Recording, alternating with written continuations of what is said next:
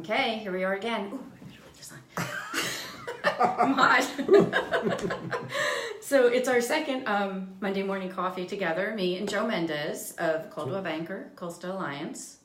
And I'm Michele K. I'm of Broadmoor Realty. We should call it Tuesday afternoon coffee because it's not Monday. It's not Monday. Yeah, we had to get our setup, but we got it together. So cool. It's all good.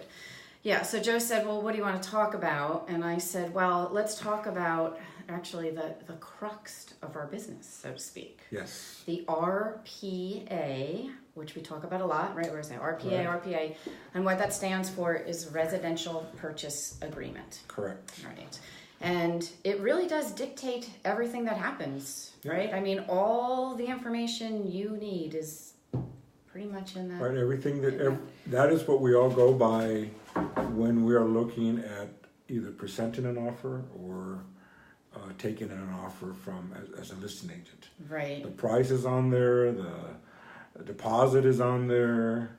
Everything is on there. And once you get we call it a fully executed offer, where both the buyer and the seller, everybody's signed off in agreement, it gets sent to the escrow. And that's the document that the escrow uses to create the escrow, documents. Right. Yeah. The opening escrow documents. Yeah. Correct. Yeah.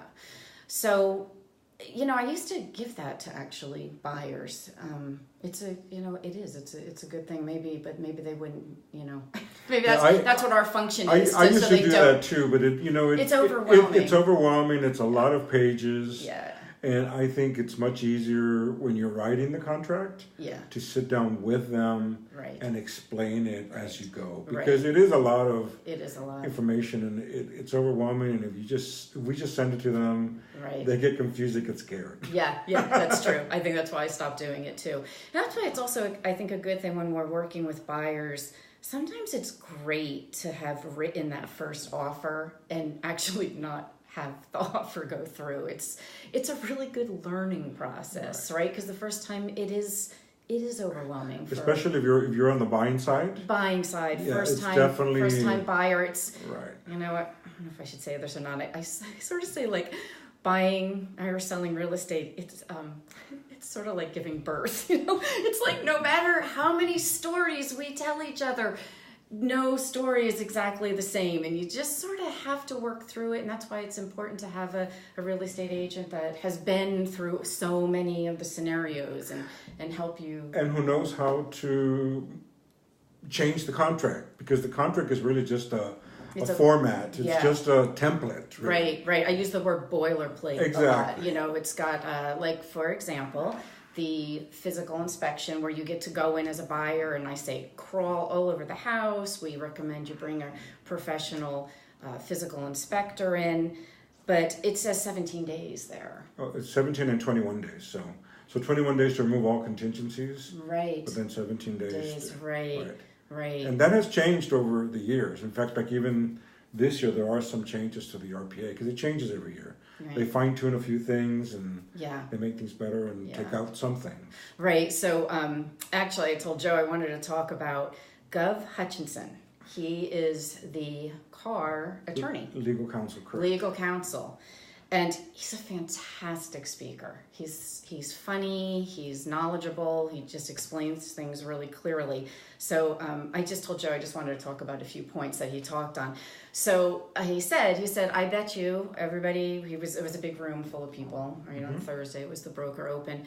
How many of you who got into real estate had to learn when we say either you're the selling agent or the listing agent? Is that confusing or what? So what it means is if you're the selling agent, you're representing the buyers. And if you're the listing agent, you're representing the sellers. So they changed it. Thank God. Oh my gosh. Because when I got into real estate, that was so confusing. I still have to think about it. So now it's very simple. Either you're the buyer's agent or you're the seller's agent. That's right. Brilliant. Easy pie. Yeah.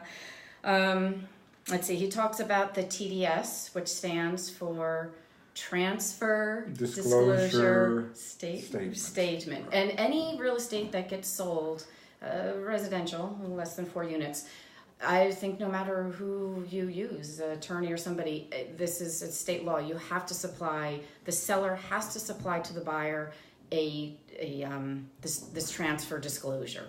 Is that right? Yeah. That's right.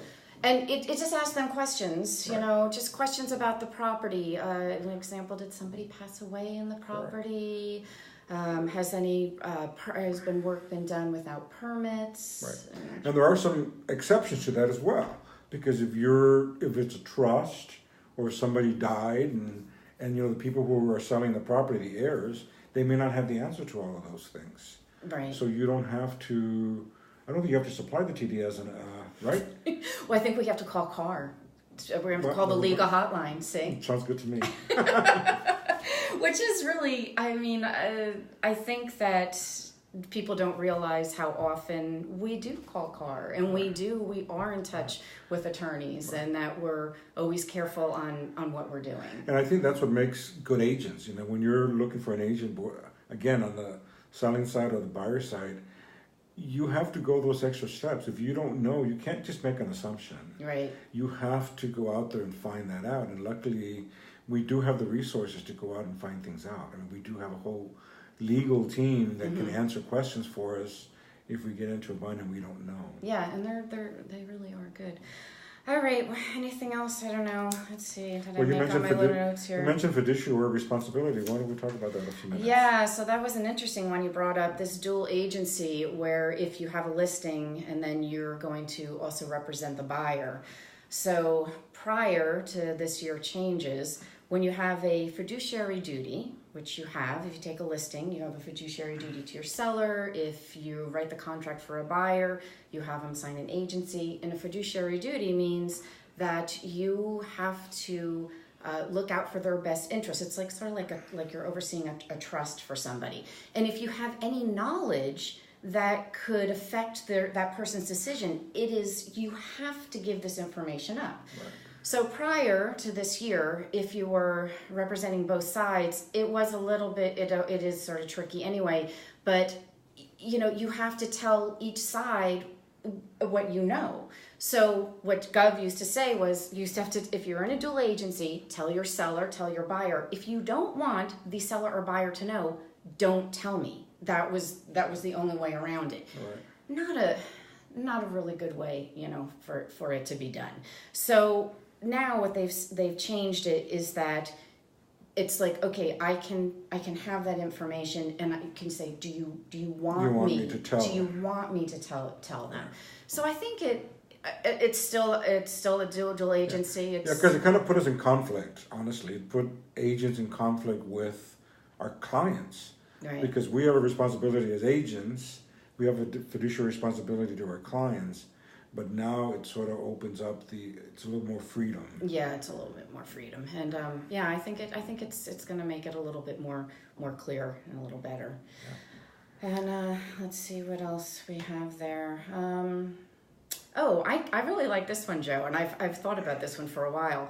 So when we take a listing or take any type of CAR form that we filled out, we have to give them a hard copy, it used to be. Yeah, exactly. Yeah, so they've changed it. We don't have to give you a hard copy. We only have to give you an electrical copy, right. Electronic. If you want a hard copy, I'm more than happy to supply, but it's finally coming around, right? And it also doesn't matter whether they open it or not. I mean, you should open it, but as long as we send it and we have documentation that we send it, right?